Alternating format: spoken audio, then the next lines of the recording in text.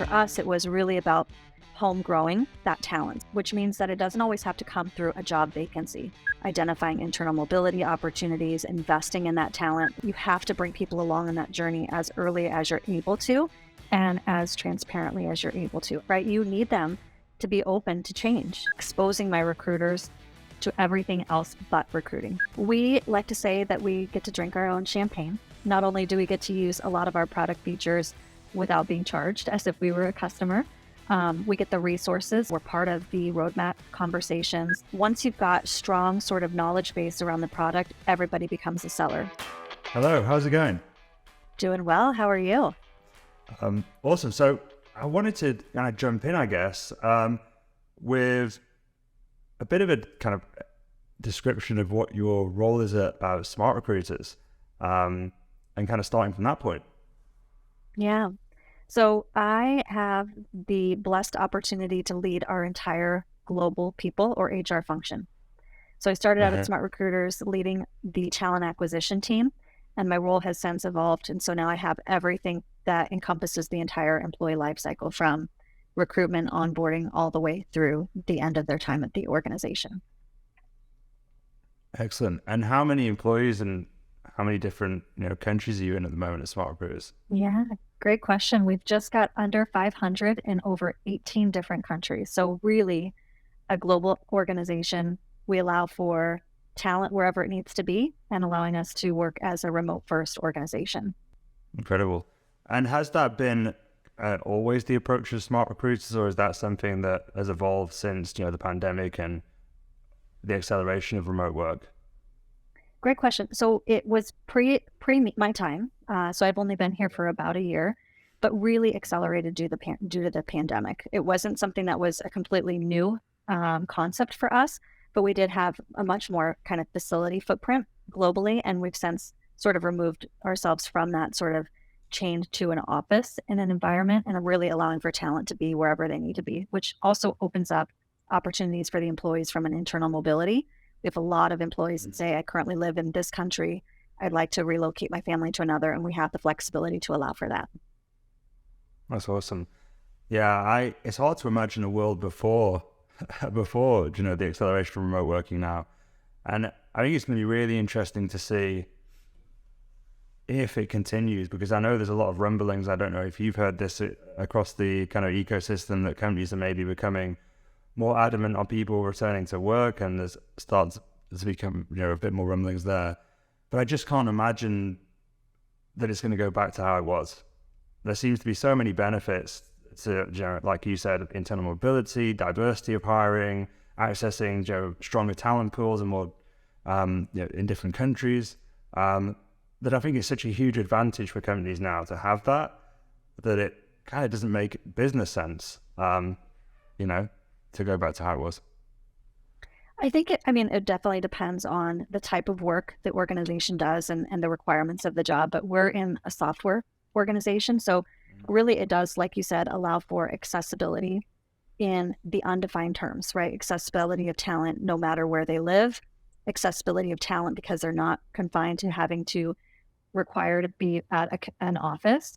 And for us, it's not going to be something that we're going to revert back to. If anything, we're probably looking at sunsetting more of our physical footprint and moving to more of a remote first overall as an organization. I think the challenges there really allow for us to think creatively about how do we continue to drive meaningful connections in a predominantly virtual environment, whether that's, investment in in-person events that have a lot of sort of thought and approach around it, whether it's through other sort of community and connection, but that's the big focus for us right now. Great, yeah. So many opportunities for companies to get that right.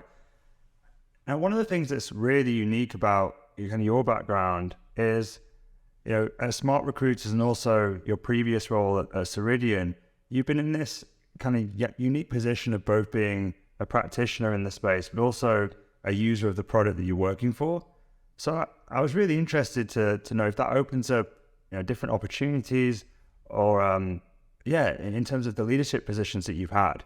It'd be great to kind of talk through that and see your experience there. Yeah, no, I love the question. I'm going to go backwards just a little bit because I actually did not join the software space prior to Ceridian. I guess TD Ameritrade was a fintech, so you could kind of make a case that we were a hybrid of financial services and technology. But really, I think the time when I was an agency recruiter and doing technology recruiting for hundreds of different companies from every sort of size, industry space, that really kind of beefed up my acumen. So when I joined Ceridian as a talent acquisition leader, that was really the first time that I was able to be a practitioner of the product as well as a leader in this space, in addition to being somebody that had a voice on behalf of all of our customers and the prospects as it relates to product design, product testing. And then fast forward now to SmartRecruiters, where now I'm a recruiter by heart and now working for a recruiting software company. It's accelerated that sort of desire and the ability for us to intersect all of those in one. So I think what it does is it allows me to speak the same language as not only the business, our executive leaders, and our board, right? So I'm able to speak sort of the full product life cycle, the end-to-end journey as it relates to prospect to customer.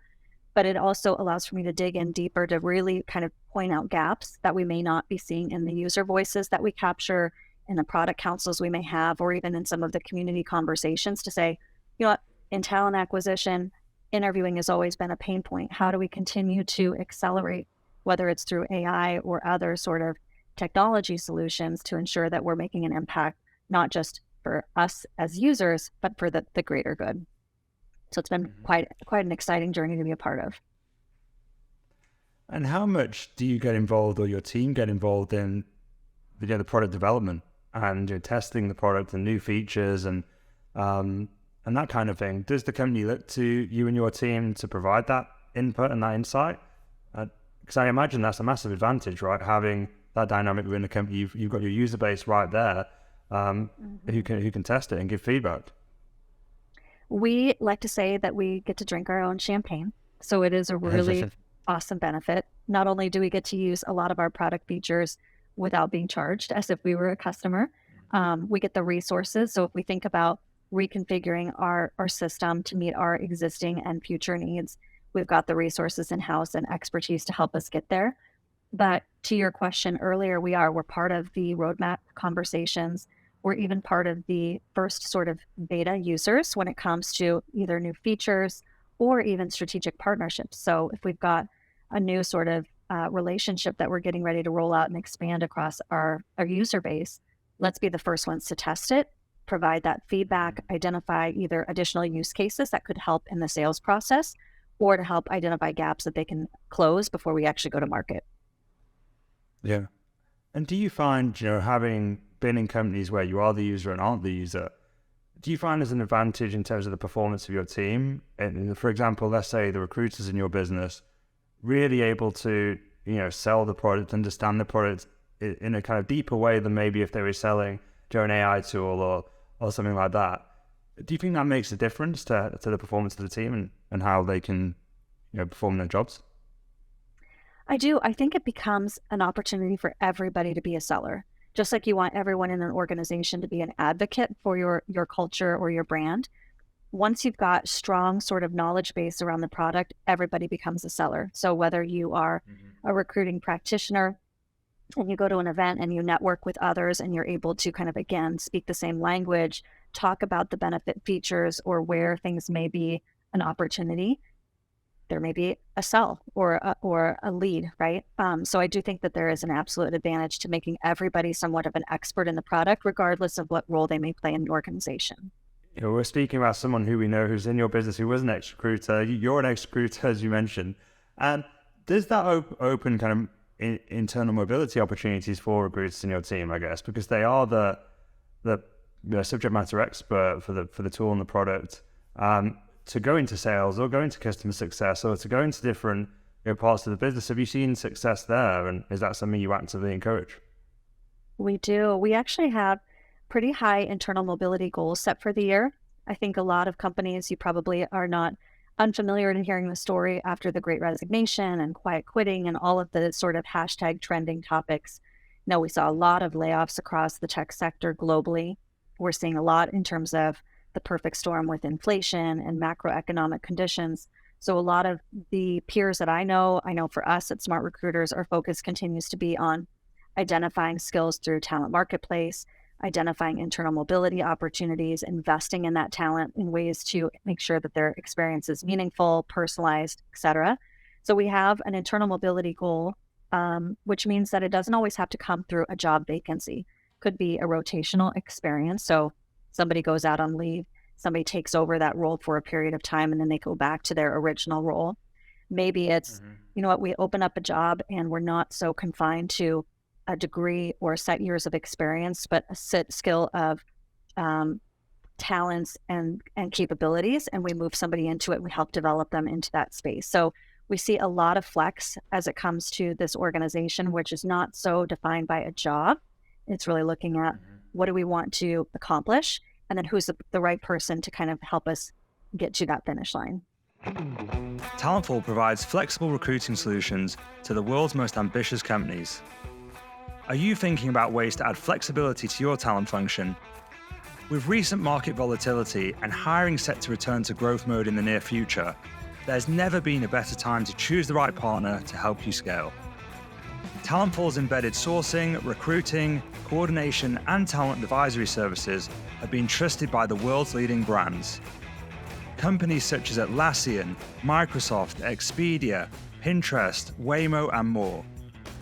Whether you're hiring across engineering, go-to-market, or G&A, Talentful has got you covered.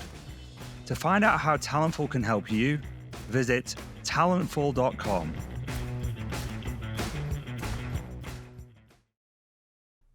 That's really cool. I mean, one of the things I've always wondered, I know that I'm not sure how far you are with this journey, but with the rotational aspect, I really love the idea of it. I've always wondered what happens if, you know, you have someone in a new role, and the time comes for them to, you know, go back into their previous role, and they're like, wait, I love this role so much, I don't want to go back.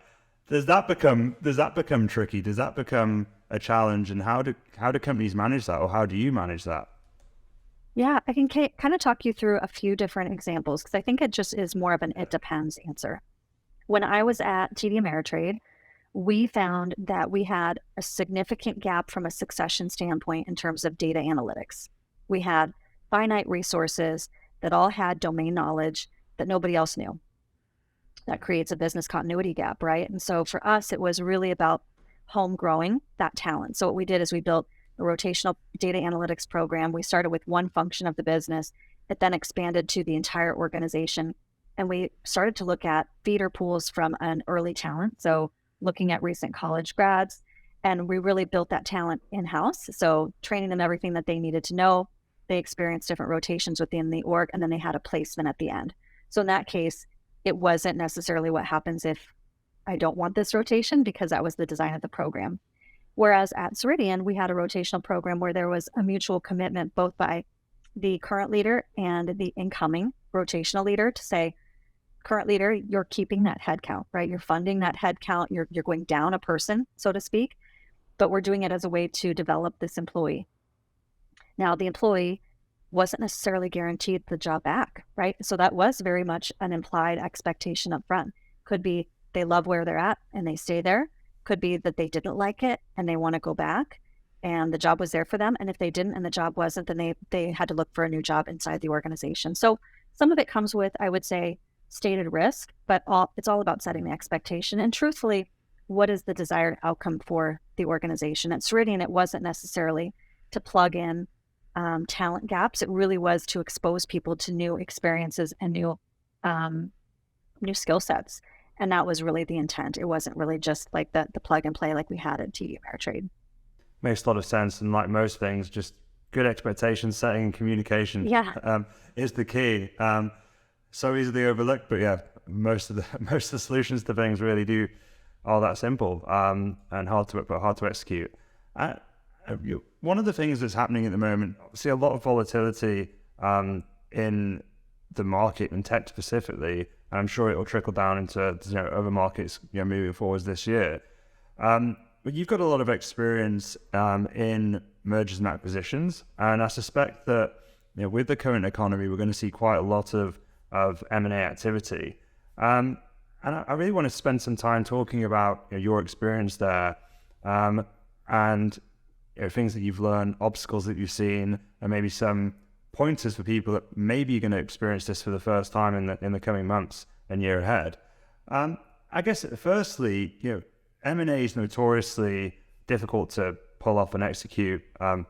You hear issues with difficulties integrating cultures and products, and a lot of the time maybe it doesn't work out the way it was supposed to. As a kind of talent and people leader, what's your view on M&A from a kind of high level? Is it something that you feel positively about? Is it something that you feel cautious about? Yeah, what's your view on it? So you may hear me be a bit redundant, but I think it's all around what are you striving to accomplish? In my experience, M&A was always a positive, even if the experience itself to get there was very challenging, time consuming, redundant, because we had to rework a lot of processes. Like the pain, the short-term pain that we went through, I felt was really for an ultimate long-term gain. So I've had nothing but really good experiences with M&A, but that's because we had a very clear, distinct vision of what we were striving to do. So what I'm implying to is my time at Ceridian, where we went through 8 M&As sequentially, or simultaneously is the word that I want, in a period of 18 months. That's a lot. Now, my role was not the pivotal driver. I was a stakeholder to ensure success, but primarily just from a talent acquisition operations. What I think I learned the most is you've got to identify the key stakeholders from every part of the business and ensure everybody is receiving the same information and planning towards the same goal. Oftentimes we would, as an example, we would configure a workflow to help train the new recruiting team that we were getting ready to absorb in all of these new countries, only to find out that legally we were required to do something different, right? And so having that information as early as possible so you can plan accordingly and really understand the up and downstream impact, and not just within the people or the HR function. Yes, it's important for you to understand, again, how do you hire somebody legally? What sort of connections do you need to have for payroll and benefits, et cetera? But then what are those up and downstream when it comes to IT or when it comes to finance and the taxations that they need to have for consideration? So all things around identifying stakeholders, everybody works, almost every single step together versus all of these sort of siloed experiences was probably the biggest takeaway for me. There is not, unfortunately, a great sort of one playbook that fits every scenario. So as long as you've got a really strong core in terms of these are the things that we have to know or to check off, you can then pivot based on, again, the geography or the size and scope of the actual project. And how, one of the, I guess, the biggest things that I hear anyway when I'm speaking to teams that have gone through M&A is keeping the engagement from, both sides. I guess the company that has been acquired and the teams that have been acquired, and also, the people that are in the company that are doing the acquiring, because there's lots of assumptions that people make on why it's happened or what the future might look like. As someone who is a leader of teams, how have you approached things to keep engagement high, and what do you think leaders can do to maybe smoothen that process out, and make sure there's not as much fear or volatility during that process for teams? Yeah, I think you struck a chord when you said fear, because oftentimes it's all around, like you said, we don't know why this is happening. What does this mean to me and my team? Or we've just had all these successes together as like this one collective company, and is that going away? Right. So as much as you're able to legally share, and again, part of that has to come with the way the contract is set up, and any sort of provisions there, but the way that you can be as transparent as possible. And even if it's, we don't have the answers, but we would like for you to be included in part of those decisions, I think is allowing for people to feel comforted, to have a vision to look forward to, and also have buy-in, right? You need them to be open to changing systems, to change the way that they're doing things. You have to bring people along on that journey as early as you're able to and as transparently as you're able to. Otherwise, all of it feels very much like an action happening to you rather than with you. And I think that's sort of the biggest piece that I would say in terms of ensuring people feel confident in the future and also willing to lean into what that future and the opportunities hold. And I'm guessing now, having gone through so many acquisitions, Ceridian, I'm sure every time you learned something new. But having gone through that experience, what do you wish you would have known during your first M&A experience that you now know? For people who may be going to go through this in the next couple of months or the next year or so, I think that'd be really helpful. I wish I would have known to ask more questions rather than coming in with a preconceived. So if I think about it as a project, right, rather than coming into it, approaching it with a project with identified stakeholders and steps, I think I'd rather have done it in a way that I was doing a discovery session first. So help me understand what's current state for you. Why are you doing it that way? Because again, then you're able to translate the from to journey much easier. Doesn't necessarily mean you're going to mirror those experiences, but at the end of the day too, you may uncover whether it's a new approach, a new policy, something from a cultural standpoint. You may learn all of these things that you may never have picked up. So just like the idea of why diversity talent is so important, right? New experiences, challenging points of view. So I think starting with the individuals that are going to be absorbed, if you will, like what's happening for them, taking those learnings and then starting the process of the acquisition and the integration, I think would have been allowing us to be a bit more successful faster. Yeah, that's really interesting. And it kind of leads on to the next question, I guess, is as a people and talent leader and people within the team of people and talent, what's the most impactful thing a leader in that space could do to support an M&A process, in your opinion? If they're looking to support the execs to be part of that journey and really add as much value as possible. Are you referring more to a line leader or an executive? Can you clarify your question a bit more? Yeah, like a people executive, talent executive. And I say this a little tongue in cheek. So I would say, don't leave everybody stranded. So what I mean by that is don't serve up, we're making this big change, here's what we're expecting, and then remove yourself completely from visibility, being available to answer questions, understand and hear sort of that managing up and what are the pain points that are being experienced. I've had times where I've had very heavily involved executives and it's gone so successfully because of their, not necessarily, micro level involvement, but the ability for them to shepherd people along versus others where they've just sort of stated it, left it, and just assumed we would figure it out. And it became this almost like chaos that we had to kind of plow through that made it very uncomfortable and difficult. So I would just say be involved and really listen. One of the themes that's kind of stood out to me whilst we've been speaking across all the different things we've discussed is, a lot of the places you've been involved is during these dramatic, periods of change. And it feels like, at the moment, especially in tech, there's this change and this shift happening, right? And we've had the pandemic and everything that happened there, the acceleration of remote working, then this big boom, for the past kind of 18 months. And now, I guess kind of a new dynamic in the market that's happening, where companies may be focusing on operational efficiency and performance and for the people inside those companies, I think it makes a lot of sense for obviously at the executive level and how companies are dealing with the current economic environment, but maybe not so obvious to the people within those companies. And I think it's causing quite a lot of turmoil and challenges for engagement just generally. And especially I know being in talent teams have really been disproportionately impacted. If you look around, if you're on LinkedIn, just every day there's massive layoffs that are disproportionately impacting talent teams. And even if your team hasn't been impacted, it's still quite a scary time and it's still quite a volatile time. What do you think talent leaders can do right now through this kind of period of change to provide kind of a strong base or kind of for their teams moving forwards into the future? Yeah, I love that question because I think even the course of last year to now, we saw recruiters that could write their own check, couldn't hire enough recruiters anywhere, right? And now we see the opposite, like you alluded to. Yeah. And I think it's such an interesting shift, like a very extreme shift where it's like TA has a seat at the table, value add, but once the rec volume drops, whether it's through layoffs, downsizing, hiring freezes, it's like recruiters are the first to go, right?